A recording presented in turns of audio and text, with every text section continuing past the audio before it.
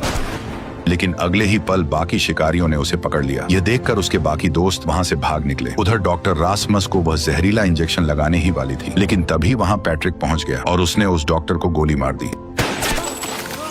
इसके बाद वे सभी मौके पर ही वहां से भाग निकले और फिर से अपने सफर पर आगे बढ़ने लगे। कुछ दूर जाने के बाद उन्हें एक घर दिखाई दिया जिसके अंदर लाइट जल रही थी, जिसका मतलब था कि वहां कोई रह रहा है। इसलिए वे सभी उस घर के पास पहुंच गए। लेकिन तभी एक आदमी उनके सामने आ गया। उसने उन्हें अपने घर में रात बिताने की इजाजत दे दी। हालांकि उसने एक शर्त भी रखी कि उन्हें अपने सभी हथियार बाहर ही छोड़ने होंगे। इसलिए ना चाहते हुए भी वे उसके घर के अंदर चले गए। अंदर पहुंचते ही उन्होंने देखा कि वहाँ कई लोग मौजूद थे और सभी ने एक जैसे कपड़े पहन रखे थे। उन्हें यह बात काफी अजीब लगी। इसके बाद उन लोगों ने उन्हें रात बिताने के लिए एक कमरा दे दिया जहां उन्होंने आराम किया। अगली सुबह एक औरत कैरन उनके पास आई और उन्हें नाश्ता करने के लिए बुलाया। कई दिनों बाद आज उन्हें भरपेट खाना खाने को मिला, जिससे सभी को काफी राहत महसूस हुई। लेकिन हैरानी की बात यह थी कि इन लोगों के पास इतना सारा खाना आया कहां से। इसके बाद सिमोन रासमस को वहां मौजूद एक डॉक्टर के पास लेकर गई, क्योंकि उसका जख्म लगातार बढ़ता जा रहा था। तभी डॉक्टर ने एक इंजेक्शन निकाला जो बिल्कुल वैसा ही था जैसा पहले उस डॉक्टर के पास था, जो इन्हें मारना चाहती थी। ये देखकर सिमोन तुरंत सतर्क हो गई और उसने डॉक्टर से कहा कि रासमस को बेहोश किए बिना ही उसका इलाज किया जाए। यह सुनकर डॉक्टर ने वह इंजेक्शन एक तरफ रख दिया, लेकिन जैसे ही उसका ध्यान रासमस की तरफ गया तभी सिमोन ने चुपके से वह इंजेक्शन अपने पास छुपा लिया। इसके बाद उसने उस इंजेक्शन को ध्यान से चेक किया और तभी उसे पता चला कि यह इंजेक्शन अपोलो कंपनी के ही थे। उधर रात में जब सभी लोग खाना खा रहे थे तब मार्टिन को कुछ गड़बड़ लगी और वह छुपकर पूरे घर की तलाशी लेने लगा। तभी उसने एक फ्रिज खोला और अंदर का नजारा देखते ही उसके पैरों तले जमीन खिसक गई, क्योंकि फ्रिज के अंदर इंसान की कटी हुई बॉडी लटक रही थी। उधर उस आदमी ने सभी दोस्तों को एक एक छोटा पैकेट पकड़ा दिया और कहने लगा कि जिसके पैकेट में छोटा सा फूल निकलेगा उसे अपनी जान देनी होगी, क्योंकि उनकी भूख मिटाने के लिए उसी की कुर्बानी दी जाएगी। ये सुनते ही सभी के होश उड़ गए। उन्होंने वहाँ से निकलने की कोशिश की, लेकिन उन्हें दोबारा बैठा दिया गया। तभी मार्टिन वहाँ आ पहुंचा और आते ही उसने उस आदमी के मुंह पर जोरदार मुक्का दे मारा, लेकिन उसी दौरान डॉक्टर ने मार्टिन को गन पॉइंट पर ले लिया। तभी उस आदमी सभी को अपने अपने पैकेट खोलने के लिए कहा। धीरे धीरे सभी लोग पैकेट खोलने लगे, लेकिन जब आखिर में लीना ने अपना पैकेट खोला तो उसके अंदर से वही छोटा फूल निकल आया। यह देखकर उसके होश उड़ गए। इसके बाद वे लोग लीना को काटने के लिए वहाँ से ले जाने लगे, लेकिन तभी कैरन आगे आ गई। उसने लीना के हाथ से वह फूल ले लिया और कहा कि वह लीना को अपनी बेटी की तरह मानती है, इसलिए वह उसे अपनी खुराक नहीं बनने दे सकती। इसलिए कैरन ने कहा कि लीना की जगह वह खुद अपनी जान देने के लिए तैयार है। ये सुनकर लीना की आंखों में आंसू आ गए। वहीं कैरन आखिरी बार उसे हाथ मिलाकर वहाँ से चली गई। इसके बाद सभी लोग वहाँ से निकलने की तैयारी करने लगे। तभी सिमोन ने उस डॉक्टर से अपने डैड फ्रेडरिक के बारे में पूछा। आगे से डॉक्टर ने बताया कि वह फ्रेडरिक का असिस्टेंट था और इस वायरस के फैलने में उसका और फ्रेडरिक दोनों का हाथ था। यह सुनकर सिमोन पूरी तरह टूट गई और वहाँ से चुपचाप चली गई, लेकिन तभी उस आदमी ने डॉक्टर को भी अपने घर से बाहर निकाल दिया। इधर सभी लोग जंगल के रास्ते आगे बढ़ ही रहे थे कि तभी वही डॉक्टर दोबारा उनके सामने आ गया। उसके हाथ में एक इंजेक्शन था। उसने बताया कि इसी इंजेक्शन की वजह से जहरीली बारिश फैली थी और पूरी दुनिया बर्बाद हो गई थी। यह कहते ही उसने वही इंजेक्शन अपने गले में घोंप लिया, जिससे वह बुरी तरह तड़पने लगा, लेकिन तभी मार्टिन ने उसे गोली मारकर खत्म कर दिया। उस रात सभी लोग एक खाली घर में रुके। फिर अगली सुबह मार्टिन ने सिमोन को वही मैप दिखाया जिसमें उस रहस्यमयी दीवार की लोकेशन मौजूद थी। मार्टिन ने सिमोन से कहा कि हमें किसी भी हालत में उस दीवार तक पहुंचना होगा, वरना हमारा बचना नामुमकिन है। इसलिए उसने सभी को दीवार के पार चलने के लिए कहा, लेकिन रासमस ने जाने से साफ मना कर दिया। उसने बताया कि अभी उसकी तबीयत चलने लायक नहीं है। सिमोन भी अपने भाई को अकेला छोड़ना नहीं चाहती थी, इसलिए उसने किसी एक को उसके पास रुकने के लिए कहा। तभी बियाट्रिस वहाँ रुकने के लिए तैयार हो गई। इसके बाद बाकी चारों लोग वहाँ से निकल पड़े। कुछ दूर जाने के बाद उन्हें एक और बंकर मिल गया। अंदर आते ही उन्हें दीवारों पर बनी कई पेंटिंग्स दिखाई दी, जिससे साफ था कि यहाँ पहले कोई फैमिली रह रही थी। खुशकिस्मती से उन्हें वहाँ भी खाने पीने का काफी सामान मिल गया। इसी दौरान पैट्रिक को एक टैबलेट मिला जिसमें कुछ वीडियो रिकॉर्ड थी। जब उसने वो टैबलेट सिमोन को दिया तब उसे एक चौंकाने वाली सच्चाई पता चली कि इस जहरीली बारिश को फ्रेडरिक ने अपनी लैब में ही तैयार किया था। यह देखकर सिमोन को बहुत बुरा लगा। इसके बाद सभी लोग तुरंत बंकर से बाहर निकल गए, लेकिन तब तक काफी देर हो चुकी थी, क्योंकि बाहर जहरीली बारिश शुरू हो चुकी थी। इसलिए उन्होंने दोबारा उसी बंकर में रात बिताने का फैसला किया। इधर सिमोन और पैट्रिक आपस में बात कर रहे थे। तभी पैट्रिक ने बताया कि उसकी कोई परवाह नहीं करता, यहाँ तक कि मार्टिन भी उसे हमेशा ताने मारते रहता है। यह कहते ही वह अचानक उठा और सीधा जहरीली बारिश में चला गया। सिमोन ने उसे रोकने की कोशिश की, लेकिन उसने सिमोन को धक्का दे दिया, जिससे वह भी बारिश में गिर गई और पूरी तरह भीग गई। इसी दौरान मार्टिन अपनी गन लेकर वहाँ पहुँच गया। वह सिमोन को गोली मारने ही वाला था, लेकिन तभी लीना उसके सामने आ गई और उसने मार्टिन को गोली चलाने से रोक दिया। हालांकि मार्टिन अपनी बात पर अड़ा रहा। तभी लीना भी सिमोन के साथ बारिश में चली गई, लेकिन तभी सभी ने एक हैरान कर देने वाली चीज देखी। बारिश का उन दोनों पर कोई असर नहीं हो रहा था। यह देखकर मार्टिन ने अपनी गन नीचे कर ली और दोनों को वापस बंकर के अंदर भेज दिया। इधर रासमस और बियाट्रिस साथ बैठे हुए थे कि तभी बारिश की एक बूंद बियाट्रिस पर आ गिरी। यह देखकर वो बुरी तरह रोने लगी, क्योंकि उसे लगा कि अब वह भी इन्फेक्टेड होने वाली है। लेकिन रासमस ने उसे समझाया कि एक बूंद से कुछ नहीं होता। फिर भी उसने पूरी रात डर के साए में बिताई। अगली सुबह जब रासमस की नींद खुली और उसने बियाट्रिस को देखा तो उसके पैरों तले जमीन खिसक गई, क्योंकि बियाट्रिस की मौत हो चुकी थी। उधर जब मार्टिन को यह पता चला कि सिमोन खुद बारिश में नहीं गई थी, बल्कि पैट्रिक ने उसे जानबूझकर धक्का दिया था, तो उसका गुस्सा फूट पड़ा। उसने बिना देर किए पैट्रिक को बंकर छोड़ने का हुक्म दे दिया। मार्टिन ने साफ कहा कि अपना सामान पैक करो और यहाँ से निकल जाओ, क्योंकि अब उन्हें उसकी कोई भी जरूरत नहीं थी, और उसे बेफिक्र रहने के लिए कहा। यह सुनकर पैट्रिक टूट गया और आंखों में आंसू लिए वहाँ से अकेला निकल गया। वह सीधे उसी जगह पहुंचा जहाँ रासमस और बियाट्रिस रुके हुए थे, लेकिन वहाँ पहुंचकर उसने देखा कि रासमस बियाट्रिस की लाश लेकर बाहर आ रहा था। ये नजारा देखते ही वह घबरा गया और तुरंत वहाँ से भाग निकला। भागते हुए पैट्रिक अचानक गिर पड़ा। जैसे ही वह उठकर खड़ा हुआ, किसी ने उसके सिर पर काला कपड़ा डाल दिया और उसे खींचकर गाड़ी में पटक दिया। तभी उसने देखा कि सामने वही आदमी बैठा था जो उन शिकारियों का लीडर था और काफी समय से उनके पीछे पड़ा हुआ था। उस आदमी ने पैट्रिक से उसके बाकी दोस्तों के बारे में पूछा, लेकिन पैट्रिक ने कुछ भी बताने से मना कर दिया। यह सुनकर उसने उसे धमकी दी कि अगर उसने सच नहीं बताया तो वह उसके सारे दांत एक एक करके उखाड़ देगा। लेकिन इसके बावजूद भी पैट्रिक नहीं माना। तब उस आदमी ने उसका एक दांत तोड़ दिया। दर्द से मजबूर होकर आखिरकार पैट्रिक टूट गया और उसने अपने दोस्तों के बारे में सब कुछ बता दिया। इधर लीना और बाकी लोग खाने का सामान पैक ही कर रहे थे कि तभी सिमोन ने मार्टिन से पैट्रिक के बारे में पूछा। तब मार्टिन ने बताया कि उसने पैट्रिक को बंकर से निकाल दिया है और वह वहां से जा चुका है। इसी बीच बाहर दरवाजा खटखटाने की आवाज आई। मार्टिन जैसे ही बाहर पहुंचा तो उसके सामने रासमस खड़ा था, जो बियाट्रिस की लाश को उठाए हुए था। लेकिन मार्टिन ने उसे अंदर आने से मना कर दिया क्योंकि उसे यकीन था कि बियाट्रिस के साथ साथ रासमस भी इन्फेक्टेड हो चुका है। लेकिन रासमस ने उसकी एक भी बात नहीं सुनी और वह बियाट्रिस की लाश को लेकर सीधे बंकर के अंदर आ गया। बियाट्रिस की मौत से वह पूरी तरह टूट चुका था। तभी सिमोन एक सूट पहनकर उसके पास आई और उसे समझाने लगी कि बियाट्रिस अब इस दुनिया में नहीं रही, इसलिए उसे अब सब कुछ छोड़कर उनके साथ चलना होगा। लेकिन रासमस ने साफ मना कर दिया। इसी दौरान वह एक रेडियो उठाकर वहां से चला गया। कुछ दूर पहुंचते ही उसके रेडियो में किसी की आवाज सुनाई दी। जब उसने जवाब दिया तो दूसरी तरफ वही शिकारी मौजूद था। उसने रासमस से पूछा कि वे लोग कहाँ हैं और धमकी दी कि अगर उसने सच नहीं बताया तो वह पैट्रिक को मार डालेगा। अपने दोस्त की जान बचाने के लिए रासमस को मजबूरन अपनी लोकेशन बतानी पड़ी। इसी दौरान पैट्रिक ने शिकारियों को बताया कि रासमस पहले एक इन्फेक्टेड लड़की के साथ रह चुका था, लेकिन इसके बावजूद वह अभी तक इन्फेक्टेड नहीं हुआ था। ये बात सुनकर शिकारी बहुत खुश हो गए क्योंकि उन्हें लगा कि रासमस ही वो इंसान है जो उनके बहुत काम आ सकता है। इधर मार्टिन और लीना ने बीट्रिस की बॉडी को जंगल में दफना दिया, लेकिन तभी वहाँ सिमोन आ गई और उसने उन्हें एक मैप दिखाकर कहा कि अब हमें रासमस और पैट्रिक दोनों को ढूंढना होगा क्योंकि शिकारियों ने उन्हें पकड़ लिया है। इसलिए सिमोन ने तुरंत एक ड्रोन उड़ाया और शिकारी का ध्यान भटकाने के लिए आवाज फैलानी शुरू कर दी, जिससे एक शिकारी उस आवाज का पीछा करते हुए एक जगह पहुंच गया जहां पहले से मौजूद सभी दोस्तों ने उसे पकड़ लिया। इसके बाद मार्टिन ने रेडियो के जरिए उसके लीडर से बात की और कहा कि मैंने तुम्हारे एक साथी को पकड़ लिया है। अगर तुम उसे जिंदा देखना चाहते हो तो बदले में तुम्हें हमारे साथियों को वापस करना होगा। इसी दौरान सिमोन ने उस शिकारी को रासमस से बात कराने को कहा, लेकिन रासमस ने कहा कि अब वह अकेले ही मरना चाहता है। यह सुनकर सिमोन और भी परेशान हो गई। इसके बाद उसने शिकारियों के लीडर को जंगल में अकेले मिलने के लिए बुलाया। उसी दिन वह उससे मिलने जंगल पहुंच गई। तभी शिकारी ने सिमोन को बताया कि तुम्हारे भाई रासमस की बॉडी पर जहरीली बारिश का कोई असर नहीं हो रहा है, इसलिए अब वह रासमस को एक ऐसा इंजेक्शन लगाने वाला है जिससे उन्हें यह पता चल सकता है कि आखिर इस जहरीली बारिश को कैसे रोका जा सकता है। इसी दौरान मार्टिन उसके साथी को वहां लेकर आ गया और बदले में सिमोन ने रासमस को वापस मांगा, जिसके बाद शिकारियों ने रासमस को उनके पास भेज दिया। लेकिन तभी गुस्से में रासमस ने इंजेक्शन लीना के हाथ से छीन लिया और उसे खुद को ही लगा लिया। इंजेक्शन लगते ही वह जमीन पर गिर पड़ा। ये देखकर वहां मौजूद सभी लोगों के होश उड़ गए क्योंकि उन्हें लगा कि अब रासमस नहीं बचेगा। लेकिन कुछ ही देर बाद उसे होश आ गया और वह बिल्कुल सही सलामत उठकर चलने लगा। यह देखकर सिमोन को अपनी आंखों पर यकीन नहीं हुआ क्योंकि रासमस की बॉडी पर उस वायरस का कोई असर नहीं हुआ था। इसके बाद मार्टिन सीधे पैट्रिक के पास गया और अपनी सभी गलतियों के लिए उससे माफी मांगने लगा। फिर उसने पैट्रिक को गले लगा लिया। अब सभी दोस्त अपोलो कंपनी की तरफ जाने के लिए तैयार हो गए। तभी वह आदमी रासमस के माथे को चूमता है और कहता है कि अब हम सभी की आखिरी उम्मीद सिर्फ तुम हो। इसके बाद वे सभी वहां से निकल पड़े। कुछ ही देर बाद वे अपोलो कंपनी तक पहुंच गए। वहां पहुंचते ही शिकारी ने सिमोन और रासमस को आगे जाने के लिए कहा, जबकि बाकी सभी लोगों को एक बंकर में रुकना पड़ा। इसके बाद सिमोन और रासमस आगे बढ़ने लगे, लेकिन कुछ ही दूर जाने पर उनके सामने फ्रेडरिक आ गया, यानी सिमोन का डैड। उसे देखते ही सिमोन एकदम चौंक गई। वह अपने डैड से काफी नाराज थी क्योंकि उसने वापस आने का वादा किया था, लेकिन कई साल गुजर जाने के बाद भी वह नहीं लौटा था। तभी अचानक रासमस नीचे गिरकर बेहोश हो गया। ये देखकर सभी उसे तुरंत मेडिकल वार्ड में ले गए। इसके बाद फ्रेडरिक ने सिमोन से बाहर इंतजार करने को कहा। इधर जैसे ही बाकी दोस्त बंकर के अंदर पहुंचे तभी वहां लीना को जीन की जैकेट दिखाई दी। ये देखकर वह उसे ढूंढने लगी और कुछ ही आगे जाने पर जीन उसके सामने खड़ा मिला। उसे देखकर लीना की खुशी का कोई ठिकाना नहीं रहा क्योंकि जीन अभी भी जिंदा था। दरअसल वे शिकारी अपोलो कंपनी के ही लोग थे। दूसरी तरफ फ्रेडरिक सिमोन को रासमस की वार्ड के बाहर लेकर आया ताकि वह अपने भाई को देख सके। सिमोन अंदर जाना चाहती थी, लेकिन फ्रेडरिक ने उसे रोक लिया और कहा कि घबराने की कोई बात नहीं है, मैं यह सब तुम्हारी सुरक्षा के लिए कर रहा हूँ ताकि तुम सब इस वायरस से बच सको। इधर वार्ड के अंदर एक डॉक्टर रासमस की थूक का सैंपल लेना चाहती थी, लेकिन रासमस ने इसके लिए मना कर दिया। तब डॉक्टर ने उसके साथ जबरदस्ती करनी शुरू कर दी, जिससे रासमस ने उसके हाथ पर काट लिया। दूसरी तरफ फ्रेडरिक घबराया हुआ सिमोन के पास आया और उसने कहा कि अपने भाई को लेकर यहाँ से जितनी जल्दी हो सके निकल जाओ, क्योंकि अब इस वायरस का कोई इलाज नजर नहीं आ रहा है और ये बहुत तेजी से फैलने वाला है, जिसकी वजह से बहुत से लोग मारे जाएंगे। इसके बाद जब वह रासमस की वार्ड में पहुंचा तो वहाँ का नजारा देखकर उसके होश उड़ गए, क्योंकि रासमस के काटने के बाद वह डॉक्टर तड़प तड़प कर मर चुकी थी। ये देखकर फ्रेडरिक ने तुरंत रासमस के थूक का सैंपल माइक्रोस्कोप में जांचा, लेकिन जो उसने देखा उससे उसके पैरों तले जमीन खिसक गई। उसने फौरन पूरे बंकर में इमरजेंसी अलर्ट लगा दिया और देखते ही देखते सभी सेक्शन पूरी तरह सील कर दिए गए। इसके बाद फ्रेडरिक ने अपोलो कंपनी के मैनेजर से बात की। आगे से मैनेजर ने कहा कि किसी भी कीमत पर रास का ऑपरेशन करना होगा ताकि उसकी मदद से वैक्सीन तैयार की जा सके, लेकिन फ्रेडरिक जानता था कि ऐसा करने पर रास की जान जा सकती है। वह अपने बेटे को खोना नहीं चाहता जाता था, इसीलिए फ्रेडरिक ने सिमोन से रासमस को तुरंत वहां से निकालने को कहा था। सिमोन तुरंत दौड़कर मार्टिन के पास पहुंची और उसे बंकर खोलने का तरीका बताया। कुछ ही देर में सभी मिलकर बंकर का लॉक खोलने में सफल हो गए। फिर वे रासमस को साथ लिए बिना ही वहां से भागने लगे, लेकिन तभी सामने फ्रेडरिक आ गया। उसने सिमोन से कहा कि तुम्हें रासमस को अपने साथ लेकर ही जाना होगा। तभी फ्रेडरिक ने उन सभी पर अपनी गन तान दी और साफ कह दिया कि अगर वे रासमस को साथ लेकर नहीं गए तो वह सबको गोली मार देगा। लेकिन जैसे ही मार्टिन अचानक आगे बढ़ा, तभी फ्रेडरिक ने उस पर गोली चला दी। गोली लगते ही मार्टिन बुरी तरह घायल हो गया। ये देखकर सिमोन ने तुरंत फ्रेडरिक को धक्का देकर नीचे गिरा दिया और इसी मौके का फायदा उठाकर वे सभी वहां से भाग निकले और जैसे तैसे अपनी जान बचाने में कामयाब हो गए। इसी के साथ इस मूवी का पहला पार्ट खत्म हो गया। अगर आपको इसका पार्ट 2 चाहिए तो कमेंट में पार्ट 2 जरूर लिखें।